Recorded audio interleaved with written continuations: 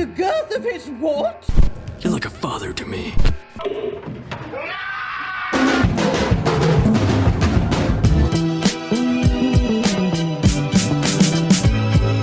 Hey!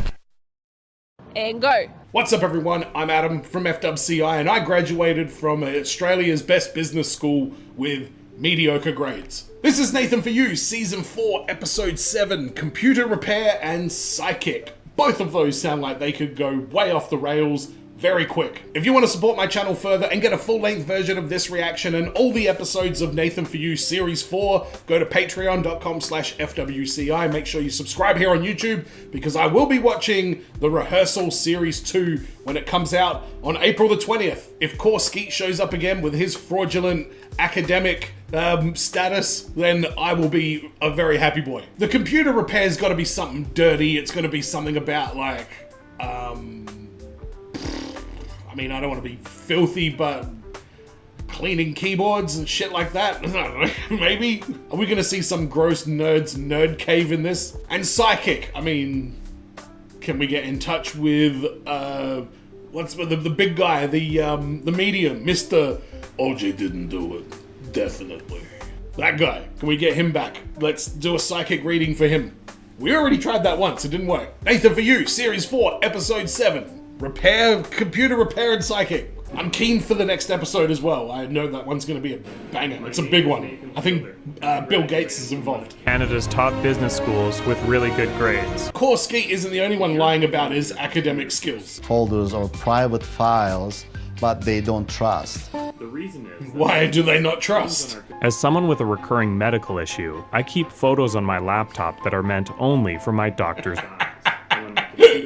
Whatever desire I have, it's not gonna be affecting my business. You're a professional, mate. Good work. If you don't eat food, you're hungry always, okay? Where are you going with this? If you don't pleasure yourself at home, maybe you're gonna feel it at the office or... We didn't need to know all this. Pleasure yourself so much at home that it doesn't affect you at work. Correct. Okay, close enough. He gets everything out of his system before arriving at work each morning. His customers will never completely trust him,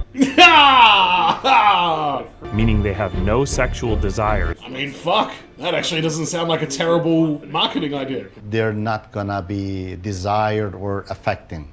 In theory, yeah. Close. I love this guy. Anyone would fit the criteria that Herman would need. And later that week, I set up interviews. Fucking hell. Well, it always depends. I mean, I suppose most of the time I'm actually thinking about superheroes. My favorite of which being Aquaman, hence the orange shirt. Really? Oh, God. You're thinking of Aquaman? Well, that's a funny way of putting it, but I suppose so.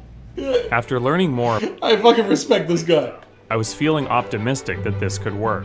I think this one might work. I assume that I shall still be an asexual upon leaving this world. Fuck, you are grim, my friend. Process using a heart rate monitor to judge their physical response to a series of stimulating images I found in a stock photo database. Nathan! And they're asexual, which means they... I would love to know whether or not they put a picture of Aquaman on the nerd's picture roll, and that's what spiked his heart rate. I have my suspicions. It doesn't even have to be Jason Momoa. You know, they just don't have those urges. And also a sense of privacy, I mean. Yeah, definitely. Right? Right, but someone like Herman might be tempted. Yeah, possibility. Why you Herman, don't agree with this. So the repair area would remain free of sexual Now it just looks like a peep show. access point into the inner chamber was through a military-grade key code lock. Military? What the fuck? You didn't see the code, right? No, I didn't. Do you promise? I promise. Okay. Leave the man alone, Nathan. Fucking hell. He's a perfectly nice human being, and now he looks like a pervert. No one with any sexual desires will be touching it. Full disclosure, Herman is a sexual person. He's a person, Nathan. What does that mean he's a sexual person?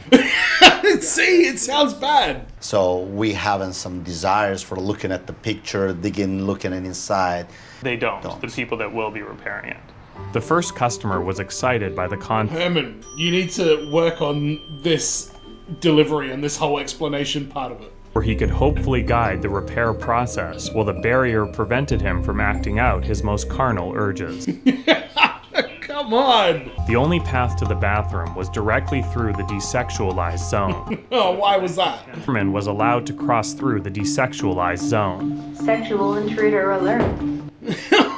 That's... Sexual intruder alert. Okay, thank you guys. The lockdown protocol went off without a hitch.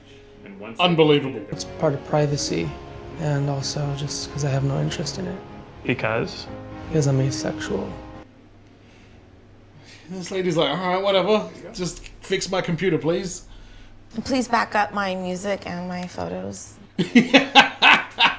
You need to make people feel that you're speaking directly to them, because that's the fantasy they have.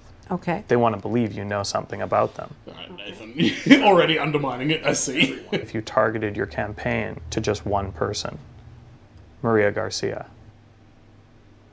Alright, go on. There are over 1,000 people named Maria Garcia in Los Angeles alone. Oh. So if Madame Dora created an ad campaign, Alright, Nathan. just those people, Those business school grades coming through? Never made a habit of looking through the white pages. well, maybe that's where you screwed up. Fucking hell. Yeah, it does make sense. Madame Dora was impressed with my good idea. Now, all we had to do was get the Madame word Dora, out. I hope the best for you in this endeavor. We also did an extensive print campaign and installed multiple billboards at busy intersections throughout the city of Los Angeles. It was a strong vision. And it was a really strong vision. It came to me in a dream. And it came to me in a dream. The ad campaign worked. Unnecessary, Nathan. She just said that she saw something about the law around me. What was that? Whoa, that's a bit fucked. Find a guy who I kind of turned away from at first, and That's not you, Nathan. Do not. Oh, thank Christ. No choice but to believe that Dora's mystical powers were for real. I thought it was going to be because she walked away from Nathan. He's like, aha. Fit the bill. One of the production Yes! assistants on my show, named Solomon, regularly updates his Facebook. Solomon, let's fucking go. Oh god, hang on. What the fuck is this? Let's have a look at Solomon's thing. What has he got going on here? Solomon likes sweet smile, sense of adventure, sexy smile. Solomon, why are you doing these fucking tests? It's 2015, you know what? I give you a break. Have you ever wanted to kiss someone while you were talking to them, but you can't? Solomon, you're a lonely man. What happened to the chick from Quiznos? I just want to be with you. I want to cuddle with you while we watch a movie or play Xbox, something stupid like that. I want to kiss you a million times and then a million times more. I want your hand in mine all night. I just want to be with you, plain and simple. I want you. Who the fuck was that to? And who's the one person that liked it? The man she described sounded pretty similar to you. Yeah. Solomon. It's pretty crazy. Those psychics. Solomon seemed interested, but before setting them up, I wanted Solomon. to be sure they had the ingredients for. Don't you go get your heart broken. If they're not nice. If they're like mean. Okay. Solomon, you are a gentleman. Okay. I like them nice. Okay. Any other deal breakers? Sounded gross. And no handicap. Handicap? Well, since I never dated a handicap. Solomon. I don't know. You might like drop her, you know? She might sue you. Right. Yeah, so I don't want nothing like that. So you don't want to date a handicapped person because you're worried you'd have to carry them up the stairs and then you'd fall and then that person would sue you? I hope Solomon is still working on, like, the rehearsal. The real purpose of the shoot was to give her and Solomon a chance to connect. Well, it's just like you look at the color of her skin and you try to match it and you just put it on. It's easy. Don't make him do this. What the fuck? Okay. And I'll show you a little role play. Okay? Okay. So, hey, how's it going?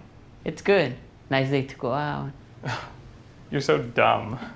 That's funny. So, What? Don't do that, Solomon. So that's a good example of flirting. Solomon was a quick study. Solomon, don't take the wrong things out of this. Fuck. I set Solomon up with a YouTube makeup tutorial so he could learn the basics. then I just kind of buff it all over the skin, really working it in there. And this Solomon. I can see the strain in his eyes. And he'll be, Maria. Nice to meet you. My name is Salomon. All right, he'll be touching up before Okay. we begin. All right, we'll leave you to... Touching you up. Come on.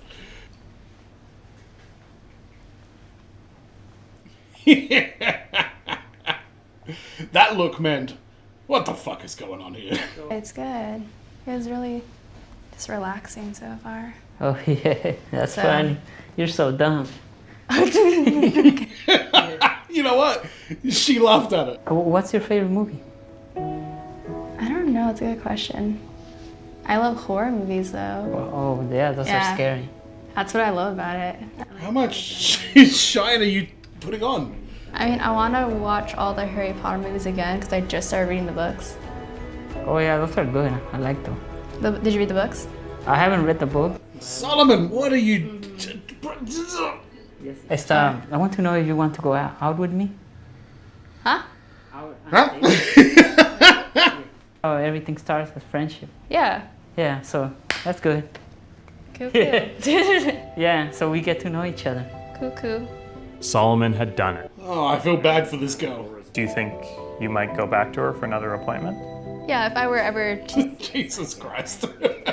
But who's to say my intervention wasn't exactly what Madame Dora had foreseen all along? Oh, good point. The one thing I did know was that Dora would be just fine. Hi, this is Maria Garcia. All right, well done, Dora. Maria Garcia. Maria Garcia. Maria Garcia. Maria Garcia. Welcome, Maria Garcia. Kind of a genius plan. Fucking hell. This one, not so much. Alright, the asexual computer repair. I think there was something there. I mean, especially in like California or something like that, where that stuff is way more out there. And, you know, it's...